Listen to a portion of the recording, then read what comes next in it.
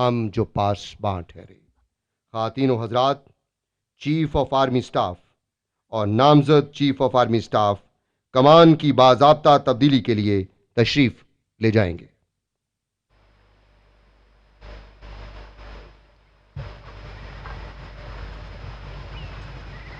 Ladies and gentlemen, now the outgoing Chief of Army Staff, General Khamar Javed Bajwa, Nishan-e-Imtiyaz Military, will formally hand over the Pakistan Army Command to Chief of Army Staff Designate, General Syed Asim Munir, Hilal-e-Imtiyaz Military.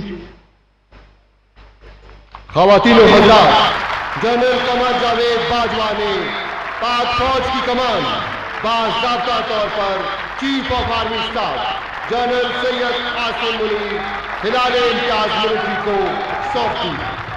نگاہ بلند، سخن دل نواز، جاں پرسوز، یہی ہے رخت سفر میرے کارواں کے لیے۔ جنرل سید قاسم منیر ہلال امتیاز ملٹری پاکستان کی بری فوج کے 17ویں چیف آف آرمی سٹاف ہیں۔ اعزازی شمشیر ہر کیڈٹ کا خواب بھی ہے اور اس کے لیے باعث افتخار بھی۔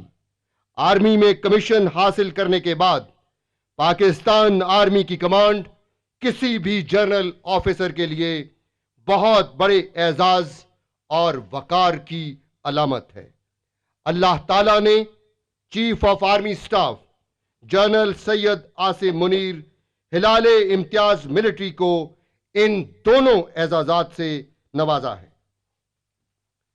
Chief of army staff general Syed Asim Munir Hilal Imtiaz military نے 1986 میں پاکستان آرمی کی مایا ناز بٹالین 23 فرنٹیئر فورس ریجمنٹ میں کمیشن حاصل کیا۔